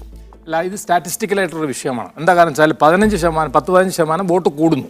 അപ്പോൾ അത് കൂടുമ്പോൾ ആക്ച്വലി കുഞ്ഞാലിക്കുട്ടിയുടെ വോട്ട് വരേണ്ടത് 2,20,000 അതായിട്ടില്ല. ഇപ്പുറത്ത് വള്ളിക്കുന്നിൽ മറ്റേ അസംബ്ലി ഇലക്ഷൻ്റെ 1,18,000 ആവേണ്ടത് അത് 1,40,000 അല്ലെങ്കിൽ 45,000 അപ്പോൾ സത്യത്തിൽ ഒരു ഇതിലാണ് നിൽക്കുന്നത്. മനസ്സിലായി? കുറച്ച് വോട്ടുകൾ കുഞ്ഞാലിക്കുട്ടിക്ക് കൂടുതൽ കിട്ടിയിട്ടുണ്ട് എന്നുള്ളൊരു കാര്യത്തിൽ സംശയമില്ല. അത് ആരുടെ അടുത്ത് കിട്ടി, SDP ആണോ വെൽഫെയർ ആണോ? കഴിഞ്ഞ 2014 എന്തായാലും PK സൈനബയുടെ സ്ഥാനാർത്ഥിത്വം ഒരു അബദ്ധമായിരുന്നു. CPM-നെ സംബന്ധിച്ചിടത്തോളം ആ നിലയ്ക്ക് കൃത്യമായി ഏതാണ്ട് 1 ലക്ഷം വോട്ട് പോകുന്ന സാഹചര്യം ഉണ്ടായിട്ടുണ്ട്. അത് അതുപോലെ തന്നെ തിരിച്ചു വന്നിട്ടുണ്ട് ഫൈസൽ. അതിലപ്പുറത്തൊരു കാര്യമുണ്ട്. CPM സംബന്ധിച്ചിടത്തോളം ഏറ്റവും ഇമ്പോർട്ടൻ്റ് ആയിട്ടുള്ള കാര്യം ഭൂരിപക്ഷ സമുദായത്തെ വർഗീയ ധ്രുവീകരണത്തിൽ നിന്ന് രക്ഷപ്പെടുത്തിക്കൊണ്ട് സെക്കുലർ പ്ലാറ്റ്ഫോമിൽ നിലനിർത്താൻ പറ്റി എന്നുള്ളത്. CPM 3.5 ലക്ഷം വോട്ട് നമ്മളിവിടെ കാണുകയാണെങ്കിൽ ആ 3.5 ലക്ഷം വോട്ടിൽ തീർച്ചയായിട്ടും 1.5-2 ലക്ഷം വോട്ടെങ്കിലും ഹൈന്ദവ സമുദായത്തിന് ഉണ്ടാവും. അത് വലിയൊരു നേട്ടമായിട്ടാണ് ഞാൻ കാണുന്നത്. കാരണം അല്ലെങ്കിൽ ആ വോട്ടിനെയാണ് പത്മകുമാറും കൂട്ടരും കൂടെ നോക്കിക്കൊണ്ടിരുന്നത്. ആ വോട്ടാണ് അവരുടെയും കുഞ്ഞാലിക്കുട്ടിയുടെ വോട്ടല്ല, കുഞ്ഞാലിക്കുട്ടി അവരുടെ സുഹൃത്ത് തന്നെയാണ്. എന്തല്ലേ വോട്ട് കിടക്കുന്നത് എങ്ങനെയെങ്കിലും CPM മനസ്സിലല്ലേ സെക്കുലർ ആയിട്ടുള്ള ഹിന്ദു വോട്ടിനെ എങ്ങനെ പിടിച്ചു പറ്റാം എന്നുള്ളതാണ് സംഭവം. അതിൽ CPM അതിനെ തടുത്ത് നിർത്താൻ പറ്റി. അതുമാണ് കുഞ്ഞിക്കണ്ണൻ്റെ ഏറ്റവും വലിയ വിജയം. പിന്നെ ഒരു ചോദ്യം ഞാൻ ET മുഹമ്മദ് ബഷീർ അല്ലെ മറന്നു. ET അവിടെ ഉള്ളതുകൊണ്ട് ഞാൻ ETയോട് നേരിട്ടൊരു ചോദ്യം ചോദിക്കുകയാണ്. കൈരളി ചാനലിൽ ഞാനിപ്പോൾ ഇറങ്ങി വരുമ്പോൾ പത്മകുമാർ ഒരു ആരോപണം ഉന്നയിച്ചു. അതായത് തുഞ്ചത്തെഴുത്തച്ഛൻ്റെ പ്രതിമ മനസ്സിലായില്ലേ തുഞ്ചൻ പറമ്പിൽ സ്ഥാപിക്കുന്നതിനെ മുസ്ലിം ലീഗ് എതിർത്തു എന്ന് പറഞ്ഞിട്ട് ഞാൻ അതിന് മറുപടി ഞങ്ങൾ ആരും ഇത് കേട്ടിട്ടില്ല. മുസ്ലിം ലീഗ് എതിർത്തതായിട്ട്, മുസ്ലിം നേതാക്കന്മാരെ എതിർത്തായിട്ട് കേട്ടിട്ടില്ല, മുസ്ലിം ലീഗിൻ്റെ നേതൃത്വം എതിർത്തതായിട്ട് കേട്ടിട്ടില്ല. ഞാൻ ETയിൽ നിന്ന് അതിനെ പറ്റിയിട്ടുള്ള ETയുടെ അഭിപ്രായം അറിയാമെന്ന്. തുഞ്ചത്തെഴുത്തച്ഛൻ്റെ പ്രതിമ വെക്കുന്നതിനെ മുസ്ലിം ലീഗ് എതിർക്കുന്നുണ്ടോ തുഞ്ചൻ പറമ്പിൽ എന്ന് പത്മകുമാർ പറയുന്നു, ഞാനല്ല. അതായത് ശ്രീ ഫസൽ പറഞ്ഞതിനെ പറ്റി ഞാൻ പറയുകയാണ്. ഞങ്ങൾ എതിർത്തിട്ടില്ലെന്ന് മാത്രമല്ല, ഞങ്ങൾ ആ ഇഷ്യൂവിൽ ഇടപെട്ടിട്ടേ ഇല്ല. മറ്റൊരു കാര്യം കൂടി ഞാൻ ഇൻഫർമേഷന് വേണ്ടി പറയുകയാണ്. തുഞ്ചൻ പറമ്പിനെ ഇന്നത്തെ സ്ഥിതിയിലാക്കിയതിന് നിമിത്തം മുസ്ലിം ലീഗാണ്. ഞാനാണ് TM ജാക്കബ് മന്ത്രിയായിരുന്ന സമയത്ത്, സാംസ്കാരിക വകുപ്പിൻ്റെ മന്ത്രിയായിരുന്ന സമയത്ത് MT വാസുദേവൻ നായർ ക്ഷണിച്ചു കൊണ്ടു അതിൻ്റെ ചെയർമാനാക്കിയത്. തുഞ്ചൻ പറമ്പിൽ നിന്നുണ്ടായ എല്ലാ വികസനത്തിൻ്റെയും അടിസ്ഥാന പ്രവർത്തനം നടത്തിയത് ഞങ്ങളുടെ മന്ത്രിസഭയിൽ നിന്നുകൊണ്ട് ഞാൻ അന്ന് MLA ആയ കാലത്തുമാണ്. That's one thing. മറ്റൊരു കാര്യം കൂടി, ഇത് എൻ്റെ ടേൺ ആയതുകൊണ്ട് ഞാൻ പറയുകയാണ്. ഇവിടെ ഇപ്പോൾ BJP പറഞ്ഞു ലീഗ് എന്നും ഒരു വർഗീയ പാർട്ടിയാണ്. ലീഗ് ഒരു കാലത്തും വർഗീയത കാണിച്ചിട്ടില്ല. BJP എന്താണ് കാണിക്കുന്നത് എല്ലാവർക്കും അറിയാം. അതിൻ്റെ കൂടെ ഞാൻ മറ്റൊരു കാര്യം കൂടി പറയുകയാണ്. ഇവിടെ ശ്രീ കുഞ്ഞിക്കണ്ണൻ പറഞ്ഞു ഇവിടെ ബാബരി മസ്ജിദ് പൊളിഞ്ഞപ്പോൾ ലീഗ് എവിടെയായിരുന്നു? ലീഗ് സജീവമായിട്ടുണ്ടായിരുന്നു. എന്താ ലീഗ് ചെയ്തത്? CPM അടക്കമുള്ള പാർട്ടികൾ കലങ്ങിയ വെള്ളത്തിൽ നിന്ന് മീൻ പിടിക്കാൻ ശ്രമിച്ചപ്പോൾ, ഇന്ത്യയിൽ മതേതരത്വം ഏറ്റവും വലിയ വെല്ലുവിളി നേരിട്ടപ്പോൾ ഞങ്ങളാണ് ഇറങ്ങി തിരിച്ചത്. എന്ത്? ബാബരി മസ്ജിദ് പൊളിക്കാൻ ഈ നാട്ടിലെ ഹിന്ദുക്കൾ എല്ലാവരും പോയിട്ടില്ല. കേരളത്തിൽ അത് പൊളിഞ്ഞ ദുഃഖമുള്ളവരാണ് ഈ നാട്ടിലെ ഹിന്ദുക്കൾ. അതുകൊണ്ട് അവിടെ അവർക്ക് ഒരു ബുദ്ധിമുട്ടുണ്ടാക്കരുത്, ഒരു ക്ഷേത്രത്തിന് ഒരു കല്ല് പോലും എറിയരുത് എന്ന് പറഞ്ഞുകൊണ്ട് ക്ഷേത്രത്തിന് പാർട്ടിക്കാർ കാവൽ നിൽക്കണമെന്ന് പറഞ്ഞ പാർട്ടിയാണ് ഞങ്ങളുടെ പാർട്ടി അന്ന് എടുത്ത് സണ്ണിക്കുട്ടി ഇവിടെ പറഞ്ഞു. സണ്ണിക്കുട്ടി പറഞ്ഞതുപോലെ ഞങ്ങളുടെ പാർട്ടി അന്ന് എടുത്ത ഏറ്റവും നല്ല സമീപനം കൊണ്ടാണ് വർഗീയത തെക്കേ ഇന്ത്യയിലേക്ക് പ്രത്യേകിച്ചും കേരളത്തിലേക്ക് കടന്നു വരാൻ ഒരുക്കാതിരുന്നത് എന്ന യാഥാർത്ഥ്യം എല്ലാവരും അംഗീകരിക്കേണ്ടതാണ്. മറ്റൊരു കാര്യം കൂടി ശ്രീ കുഞ്ഞുകണ്ണൻ ഇവിടെ പറഞ്ഞു. ഇടതുപക്ഷങ്ങൾ എന്താണ്? ഇടതുപക്ഷങ്ങളാണ് ഈ ഫാസിസത്തെ BJPയെ പ്രതിരോധിക്കുന്ന കാര്യത്തിൽ നെഞ്ചു വിരിച്ച് നിൽക്കുന്നത്. എവിടെയാണ് നിങ്ങൾ നെഞ്ചു വിരിക്കാനുള്ളത്? ഇക്കഴിഞ്ഞ 5 അസംബ്ലി തെരഞ്ഞെടുപ്പിൽ നിങ്ങൾ എവിടെയായിരുന്നു? നിങ്ങൾക്ക് എന്ത് ചെയ്യാൻ പറ്റി? ഇടതുപക്ഷങ്ങൾ ആരെങ്കിലും നോക്കുന്നുണ്ടോ? നിങ്ങളിവിടെ ബീഫ് കറി വെച്ചിട്ടുണ്ട്, ചില പ്രദർശനാത്മകമായിട്ട് കാര്യങ്ങൾ നടക്കുന്നതല്ലാതെ നിങ്ങൾക്ക് ഫാസിസത്തെ എതിർക്കാനുള്ള ശക്തിയില്ല. നിങ്ങൾക്കുള്ളതെന്ന് പറയുന്നത് ഇത്തരം ചില പ്രദർശനാത്മകമായിട്ട് കാര്യങ്ങളാണ്. അങ്ങനെയല്ല നിങ്ങൾ പാർലമെൻറ്റ് രേഖ എടുത്ത് നോക്കിയാൽ ഞാൻ വെല്ലുവിളിക്കുകയാണ് CPM-മാരെ. ഈ ഫാസിസത്തിനെതിരായി മുസ്ലിം ലീഗിൻ്റെ 2 മെമ്പർമാരേ ഉള്ളൂ. ഈ 2 മെമ്പർമാർ ഇന്ത്യൻ പാർലമെൻറ്റിൽ സംസാരിച്ചതുപോലെ വല്ലപ്പോഴും CPM സംസാരിച്ചിട്ടുണ്ടോ? നിങ്ങൾ എവിടെയാണ് ഇടപെട്ടിട്ടുള്ളത്? നിങ്ങൾ ആളുകളെ കബളിപ്പിക്കാൻ വേണ്ടി ഇത്തരത്തിലുള്ള പ്രചരണങ്ങൾ നടത്തുന്നു. ഈ തെരഞ്ഞെടുപ്പിൽ ഞങ്ങളത് എക്സ്പോസ് ചെയ്തിട്ടുണ്ട്. നിങ്ങൾ എന്താണ് ചെയ്യുന്നത്? ന്യൂനപക്ഷത്തിൻ്റെ സംരക്ഷകന്മാരെന്ന് പറഞ്ഞുകൊണ്ട് നിങ്ങൾ കാണിക്കുന്നത് എന്തെല്ലാം തെറ്റായ നയങ്ങളാണെന്ന് ജനങ്ങളെ ബോധ്യപ്പെടുത്തുന്ന കാര്യത്തിൽ ഒരു പരിധി വരെ ഞങ്ങൾക്ക് വിജയിക്കാൻ കഴിഞ്ഞിട്ടുണ്ട്. ആ വിഷയത്തിൽ എന്തായാലും മറുപടിയിലേക്ക് വരാം. അതോടൊപ്പം തന്നെ സംസ്ഥാന സർക്കാരിന്റെ ഭരണത്തിന്റെ വിലയിരുത്തലാകുമെന്ന കൃത്യമായ പ്രഖ്യാപനം നടത്തിക്കൊണ്ട് ഈ തെരഞ്ഞെടുപ്പിനെ CPM നേരിട്ടിരുന്നു. അതേക്കുറിച്ച് പറയാതെ, അതേക്കുറിച്ച് അന്വേഷിക്കാതെ, ആ വിഷയങ്ങൾ ഈ തെരഞ്ഞെടുപ്പിൽ ഒരു വിഷയമായിട്ടുണ്ടോ എന്ന് പരിശോധിക്കാതെ നമുക്ക് പോകാനാവില്ല. PR നീലകണ്ഠൻ, ഈ പല വിഷയങ്ങൾ നമ്മൾ ഈ ചർച്ച ചെയ്തു പോയ ഈ വർഗീയമായ ചേരിതിരിവ് അതൊക്കെ മാറ്റി നിർത്തിയാൽ മറ്റു പല വിഷയങ്ങളും ഈ തെരഞ്ഞെടുപ്പിൽ ചർച്ചാ വിഷയമായിട്ടുണ്ട്. അതിനേക്കാളൊക്കെ മുൻപ് നമ്മൾ പറഞ്ഞു പോവേണ്ടത് സംസ്ഥാന സർക്കാരിൻ്റെ ഭരണത്തിന്മേലുള്ള ഒരു വിലയിരുത്തലാകും ഈ തെരഞ്ഞെടുപ്പ് എന്ന് CPM-ൻ്റെ സംസ്ഥാന സെക്രട്ടറി പറഞ്ഞിട്ടുണ്ട്, VS അച്യുതാനന്ദൻ പറഞ്ഞിട്ടുണ്ട്. ഇപ്പോൾ അതേക്കുറിച്ച് തൽക്കാലം ആ നിലയ്ക്ക് അവർ മിണ്ടുന്നില്ല. പക്ഷേ ആ വിലയിരുത്തൽ ഈ തെരഞ്ഞെടുപ്പിൽ പ്രകടമായിട്ടുണ്ട്. യഥാർത്ഥത്തിൽ അങ്ങനെ ഒരു പ്രസ്താവന ഒരു പാർട്ടി സെക്രട്ടറിയുടെ ഭാഗത്ത് നിന്ന് ഒരിക്കലും ഉണ്ടാവാൻ പാടില്ല. അതിന് പല കാരണങ്ങളുണ്ട്. ഒന്നാമത് 11 മാസമായിട്ടുള്ളൂ തെരഞ്ഞെടുപ്പ് കഴിഞ്ഞിട്ട്. 11 മാസം കൊണ്ട് ഒരു ഗവൺമെൻറ്റിനെ പൂർണ്ണമായി നമുക്ക് വിലയിരുത്താൻ പറ്റില്ല. ഇനി കഴിഞ്ഞ 11 മാസം വിലയിരുത്തുകയാണെങ്കിൽ വ്യക്തിപരമായി ഗവൺമെൻറ് പരാജയപ്പെട്ട ഒരു ഗവൺമെൻറ് ആണെന്നാണ് ഞാൻ വിചാരിക്കുന്നത്. കാരണം നിരവധി വിഷയങ്ങളിൽ ജനങ്ങളിൽ നിന്ന് വലിയ എതിർപ്പ് നേരിടുകയും 2 മന്ത്രി രാജിവെച്ച് പോവുകയും മൊത്തം ബാലൻസ് ഷീറ്റ് എടുത്താൽ ഈ സർക്കാരിന് അനുകൂലമായി പ്ലസ് പറയാൻ പിണറായി സർക്കാർ ഉള്ളത് കൊണ്ട് LDFിലേക്ക് ഞാൻ മാറിയേക്കാമെന്ന് ഒരു സ്വതന്ത്ര ആളോ അല്ലെങ്കിൽ ഒരു UDFകാരനോ ഒരു BJPക്കാരനോ ചിന്തിക്കാനുള്ളൊരു സാഹചര്യം കേരളത്തിൽ ഇല്ല എന്നറിയാൻ അതിന് കോടിയേരി ബാലകൃഷ്ണൻ്റെ അത്ര വലിയ രാഷ്ട്രീയം ഭരിക്കാനൊന്നും ആവശ്യമില്ല. കാരണം ഇത് രാഷ്ട്രതന്ത്രമാണ്. VS പറഞ്ഞതിന് വേറെ കാരണം ഉണ്ടാവാം, ഞാൻ അതിലേക്ക് പോകുന്നില്ല. പക്ഷേ കോടിയേരി സഖാവ് അങ്ങനൊരു അഭിപ്രായം പറഞ്ഞത് പരമമണ്ടത്തരമായിരുന്നു എന്ന് ഇന്ന് ഞാൻ വിശ്വസിക്കുന്ന ആളാണ്. കാരണം അങ്ങനെ തെളിയിക്കണമെങ്കിൽ മലപ്പുറത്ത് അത്ഭുതങ്ങൾ ചെയ്യണമായിരുന്നു. നമ്മൾ പണ്ട് മലപ്പുറം ചുമക്കും എന്നൊക്കെ പറഞ്ഞ് 2011 നിയമസഭാ തെരഞ്ഞെടുപ്പ് കാലത്ത് പറഞ്ഞതുപോലെ അല്ലെങ്കിൽ അതിനു മുമ്പുള്ള തെരഞ്ഞെടുപ്പുകളിൽ പറഞ്ഞതുപോലെ ചെയ്യാനുള്ള ഒരു ശേഷിയും ഇന്ന് CPMന് മലപ്പുറത്തില്ല. മാത്രവുമല്ല, നിങ്ങൾ ആലോചിക്കുക, ഈ തെരഞ്ഞെടുപ്പിൻ്റെ കാലം അതിനു മുമ്പ് ആ ഒരു കുറേ ദിവസം എത്ര സമരങ്ങൾ ഈ സർക്കാരിനെതിരെ വന്നു. ഇപ്പോൾ ലോ അക്കാദമി ആണെങ്കിൽ മഹിജയുടെ ഈ തെരഞ്ഞെടുപ്പ് നടക്കുന്ന സമയത്താണ് മഹിജയുടെ സമരത്തിൻ്റെ ഏതാണ്ട് പീക്ക് വരുന്നത്, ജിഷ്ണു പ്രണോയ് മരണം. അതൊക്കെ ഡീൽ ചെയ്ത രീതി എന്ന് പറഞ്ഞാൽ ഒരു തെരഞ്ഞെടുപ്പിന് മുമ്പിൽ ഒരു ഗവൺമെൻറ് ഡീൽ ചെയ്യുന്ന രീതിയിൽ അത് ഡീൽ ചെയ്ത് തെരഞ്ഞെടുപ്പിന് മുമ്പിൽ ആ ഗവൺമെൻറ് ചെയ്യേണ്ടത് ഏറ്റവും സമാധാനപരമായി അത് സ്വന്തം പാർട്ടിക്കാർ വന്നിട്ട് പോലും. ഞാൻ പറഞ്ഞു വന്നത് ഒരിക്കലും അങ്ങനെ പറയാൻ ഒരു സാധ്യതയുമില്ല. അങ്ങനെ അറിഞ്ഞിട്ടാണ് പറഞ്ഞെങ്കിൽ അതിൽ പാർട്ടിക്കകത്ത് എന്തെങ്കിലും തർക്കങ്ങൾ ഉണ്ടാവാം എന്നേ ഞാൻ കാണുന്നുള്ളൂ. അറിയാതെ അദ്ദേഹം ഒരു വാശിക്കൊക്കെ പറഞ്ഞു പോയതാണെങ്കിൽ നമുക്കത് അംഗീകരിക്കാം, അല്ലെങ്കിൽ ആ പ്രസ്താവനയില്ല. കാരണം ഈ തെരഞ്ഞെടുപ്പിൻ്റെ ഫലത്തിലും തെരഞ്ഞെടുപ്പിന് മുമ്പും അതിൻ്റെ ചർച്ചകളിലും സംസ്ഥാന ഗവൺമെൻറ്റിൻ്റെ ഭരണത്തിൻ്റെ നേട്ടം എന്ന് പറഞ്ഞ് ഒരു ചർച്ചയും ഉയർന്നു വന്നതായി ഞാൻ കേട്ടിട്ടില്ല. CPM അങ്ങനെ ആർക്കൊക്കെയോ പെൻഷൻ കൊടുത്തു എന്നൊക്കെ പറയുന്ന ചില കാര്യങ്ങൾ ഒഴിച്ചാൽ ബാക്കി ഏത് കാര്യത്തിലാണ് ഗവൺമെന്റ് എന്നുള്ള നിലയിൽ പോലീസ് അങ്ങനെ പല വിഷയങ്ങളും അത് മാത്രമല്ല നേട്ടം പലതും അവതരിപ്പിക്കാനുള്ള ഒരു ശേഷിയും ഈ സർക്കാർ കാണിക്കുന്നില്ല എന്നുണ്ടല്ലോ. സർക്കാരിന്റെ നേട്ടമായി അവതരിപ്പിക്കാൻ കഴിയുന്നത് ഇപ്പോൾ ഈ കൺസ്യൂമർ ഫെഡിന്റെ കൺസ്യൂമർ ഫെഡ് ലാഭത്തിലായി. കഴിഞ്ഞ സർക്കാരിന്റെ കാലത്ത് വലിയ നഷ്ടത്തിലായിരുന്നു. പക്ഷെ അത് അവതരിപ്പിക്കേണ്ടത് എങ്ങനെയാണെന്നോ അത് ജനങ്ങളിൽ എത്തിക്കേണ്ടത് എങ്ങനെയാണെന്നോ അറിയാത്ത സർക്കാർ കൂടിയാണ് ഇത് എന്ന് കൂടി പറയേണ്ടി വരും. അല്ല, അത് മാത്രമല്ല, ഇപ്പൊ ജേക്കബ് തോമസിനെ ഒഴിവാക്കുന്ന ഒരു രീതി, ജേക്കബ് തോമസ് ഏത് രൂപത്തിലാണെങ്കിലും അതുപോലെയുള്ള നിരവധി വിഷയങ്ങൾ ഈ ഗവൺമെന്റ് മുമ്പിലുണ്ട്. തീർച്ചയായും ഞാനിപ്പോൾ തിരിച്ചു വരാം. ഇപ്പോൾ വെൽഫെയർ പാർട്ടിയുടെ സംസ്ഥാന സെക്രട്ടറി ശ്രീ KA ഷഫീഖ് കൂടി ചർച്ചയിൽ പങ്കുചേരുകയാണ്. ശ്രീ KA ഷഫീഖ്, നിങ്ങളുടെ എല്ലാം വോട്ടുകൾ കേന്ദ്രീകരിച്ചുകൊണ്ടാണ് ലീഗിന് ഇങ്ങനെ സ്വപ്നസമാനമായ ഒരു വിജയം നേടാൻ കഴിഞ്ഞത് എന്നതാണ് ഇവിടെ BJPയും CPMും ആരോപിക്കുന്ന ഒരാരോപണം. അത് വളരെ തെറ്റായ ആരോപണമല്ലേ? വെൽഫെയർ പാർട്ടിയെ സംബന്ധിച്ചിടത്തോളം ഈ തെരഞ്ഞെടുപ്പിൽ വെൽഫെയർ പാർട്ടി നിലപാടുകൾ പരസ്യമായി അത് പ്രഖ്യാപിച്ചതാണ്. ഈ തെരഞ്ഞെടുപ്പിൽ ഞങ്ങൾ ആരെയും പിന്തുണക്കുന്നില്ല എന്ന നിലപാട് വെൽഫെയർ പാർട്ടി പത്രക്കുറിപ്പിലൂടെ അത് പരസ്യമായി കഴിഞ്ഞ 9-ാം തീയതി മലപ്പുറത്ത് പാർട്ടിയുടെ നേതാക്കന്മാർ മാധ്യമങ്ങളോട് സംസാരിച്ചതാണ്. ഞങ്ങൾ ഈ തെരഞ്ഞെടുപ്പിൽ എന്ത് കാരണം കൊണ്ട് പിന്തുണക്കുന്നില്ല. ഞങ്ങൾ UDFനെയും ഇടതുപക്ഷത്തിനുമെതിരായ ഒരു ജനപക്ഷ രാഷ്ട്രീയം ഞങ്ങൾ ഉയർത്തിക്കൊണ്ടുവരാൻ ശ്രമിക്കുന്ന ഒരു പാർട്ടിയാണ്. കേരളത്തെ സംബന്ധിച്ചിടത്തോളം എപ്പോഴൊക്കെ അധികാരത്തിൽ വന്നിട്ടുണ്ടോ ആ സന്ദർഭത്തിൽ ഈ 2 മുന്നണികളും ഒരേതരം സമീപനം സ്വീകരിച്ചിട്ടുള്ള മുന്നണികളാണ്. അതുകൊണ്ട് അതിൽ ഏതെങ്കിലും ഒരു മുന്നണിയെ പ്രത്യേകമായി പിന്തുണക്കേണ്ടുന്ന ഒരു രാഷ്ട്രീയ അവസ്ഥ കേരളത്തിലില്ല. അങ്ങനെ ഒരു രാഷ്ട്രീയ സാഹചര്യം രൂപപ്പെടുന്നത് BJPയെ പോലെയുള്ള ഒരു സംഘപരിവാർ ജനാധിപത്യ വിരുദ്ധ കക്ഷി വിജയിക്കാൻ സാധ്യതയുള്ള ഒരു സാഹചര്യത്തിൽ മാത്രമാണ്. കേരളത്തിൽ തെരഞ്ഞെടുപ്പുകൾ അങ്ങനത്തെ സാഹചര്യങ്ങൾ മണ്ഡലങ്ങളിൽ ഉണ്ടായപ്പോൾ ഞങ്ങൾ അതിനനുസരിച്ച് സമീപനം സ്വീകരിച്ചിട്ടുണ്ട്. കഴിഞ്ഞ നിയമസഭാ തെരഞ്ഞെടുപ്പിൽ മഞ്ചേശ്വരത്ത് ഞങ്ങൾ കാസർഗോഡ് നിയോജക മണ്ഡലങ്ങളിൽ അതേ സമീപനം സ്വീകരിച്ചിട്ടുണ്ട്. തിരുവനന്തപുരത്ത് ഞങ്ങൾ സ്വീകരിച്ചിട്ടുണ്ട്. അതേപോലെ അത് UDFനും LDFനും ആർക്കാണോ അവിടെ വിജയ സാധ്യതയുള്ളത് അവിടെ ഞങ്ങൾ പിന്തുണ നൽകിയിട്ടുണ്ട്. അതല്ലാത്തൊരു രാഷ്ട്രീയ സാഹചര്യത്തിൽ LDFനെയോ UDFനെയോ പ്രത്യേകമായി പിന്തുണക്കേണ്ടുന്ന ഒരു രാഷ്ട്രീയ നിർബന്ധിതാവസ്ഥയും ഞങ്ങളുടെ മുന്നിലില്ല. അതുകൊണ്ട് തന്നെ ഞങ്ങൾ അക്കാര്യത്തിൽ നിലപാട് പ്രഖ്യാപിച്ചു.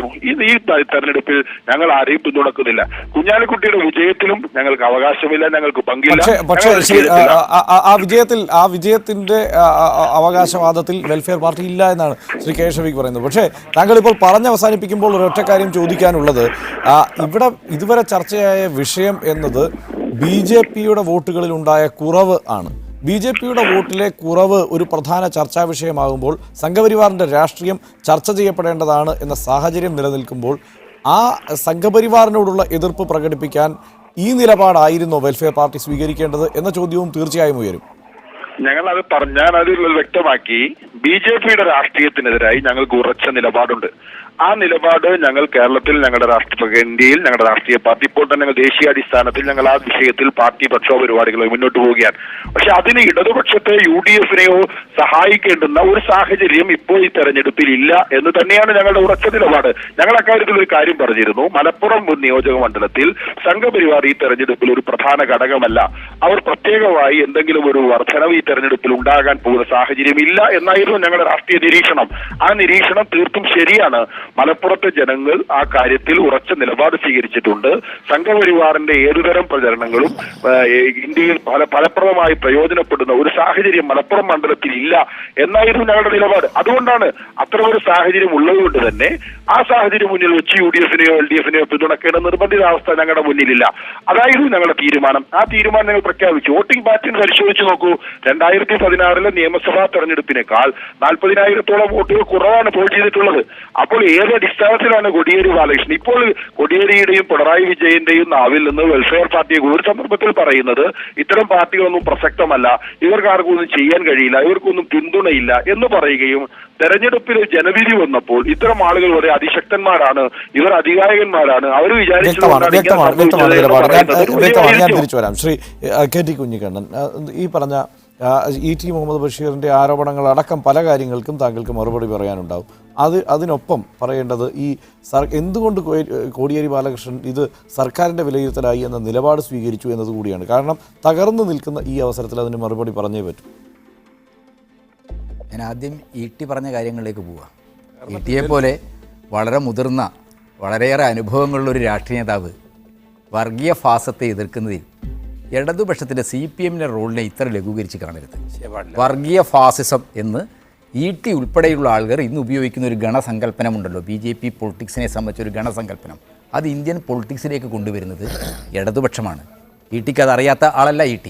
ഇനി 1986 രാജീവ് ഗാന്ധി ഒരു മുനിസിപ്പൽ കോടതിയുടെ വിധിയെ നിമിത്തമാക്കിയിട്ടാണ് നെഹ്റുവിൻ്റെ കാലത്ത് അടച്ചിട്ട പള്ളി തുറന്നു കൊടുത്തത്.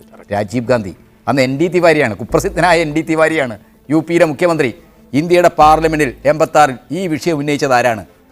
ET പാർലമെൻ്ററി നടപടിക്രമങ്ങളുടെ പ്രൊസീജിയറിൻ്റെ നടപടിക്രമങ്ങളുടെ രേഖകൾ നമുക്ക് സംഘടിപ്പിക്കാമല്ലോ. ET നോക്ക് 86 ഇന്ത്യൻ പാർലമെൻറ്റിൽ ഈ പ്രശ്നം ഉയർത്തിയതാരാ? തുടർന്ന് ഇന്ത്യയിൽ ബാബറി മസ്ജിദ് ഒരു തർക്കപ്രശ്നമാക്കി കൊണ്ടുവരുന്നത് BJPയുടെ ഒരു മതരാഷ്ട്രീയമാണ് എന്ന പ്രശ്നം ഇന്ത്യയിലെ ജനങ്ങൾക്ക് മുമ്പിലേക്ക് ചരിത്രത്തിൻ്റെ അസന്നിഗ്ധമായ വസ്തുതകൾ കൊണ്ടുവന്നാരാണ്? ഇർഫാൻ ഹബീബിനെ പോലുള്ള ഡോക്ടർ KN പണിക്കരെ പോലുള്ള ആളുകളാണ്. ഇവരൊക്കെ ആരാണെന്ന കാര്യം അറിയാത്ത ആളല്ല ET.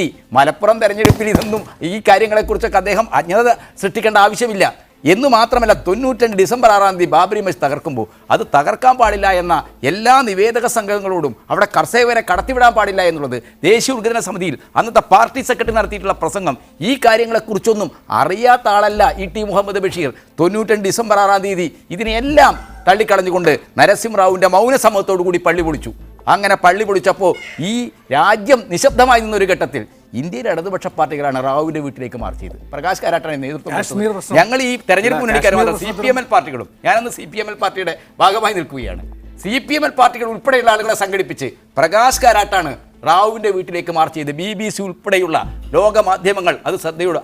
അതിനുശേഷമാണ് ഈ വിഷയത്തിൽ പലരും മിണ്ടാൻ തുടങ്ങിയത്, പലരുടെയും തല ലജ്ജ കൊണ്ട് താണുപോകാൻ തുടങ്ങിയത്. അതുവരെ എല്ലാവരും എന്താണ് ഇതങ്ങ് നടന്നു, അതിനപ്പുറത്ത് വേറെ ഒന്നുമില്ല, നിശബ്ദതയായിരുന്നു.